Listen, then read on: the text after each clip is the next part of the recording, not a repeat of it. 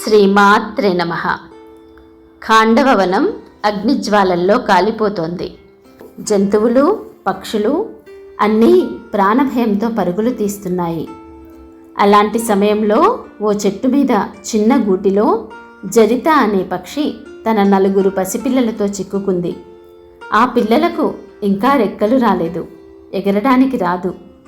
మంటలు క్షణక్షణానికి దగ్గరవుతున్నాయి. భయంతో వణికిపోయిన జరిత పిల్లలతో, పిల్లలు, నేను మిమ్మల్ని సురక్షితంగా తీసుకెళ్లలేను. ఏం చేయాలో అర్థం కావడం లేదు.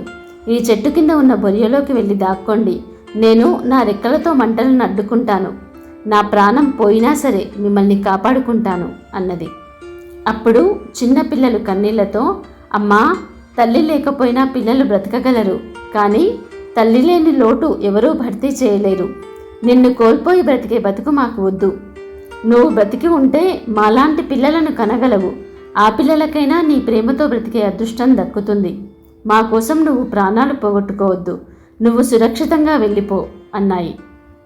ఆ మాటలు విన్న జరిత హృదయం విలవిలలాడింది. నా జీవితమే మీరు. మిమ్మల్ని వదిలి నేను బతకలేను. మీకోసం ప్రాణాలు ఇవ్వగలను, కానీ మీరు ప్రమాదంలో ఉండగా నా స్వార్థాన్ని చూసుకోలేను.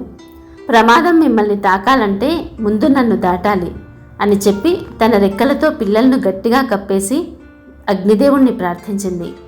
ఒకవైపు తల్లి ప్రేమ, మరోవైపు పిల్లల నిస్వార్థ హృదయం. ఆ దృశ్యం అగ్నిదేవుడి హృదయాన్ని కదిలించింది. ఆ పక్షులు ఉన్న చెట్టును తాకకుండా పక్కకు వెళ్ళిపోయింది. ప్రతి తల్లి పిల్లలను తన ప్రాణంగానే భావిస్తుంది. వారి కోసం కష్టపడుతుంది, త్యాగం చేస్తుంది, తన జీవితాన్నే అర్పిస్తుంది. కాలం మారినా, తరాలు మారినా, నాగరికత పెరిగినా ఎన్నటికీ మారనిది తల్లి ప్రేమే.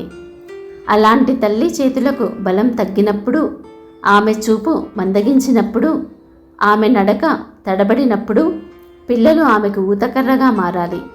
బాధ్యతగా పసిపాపలా చూసుకోవాలి.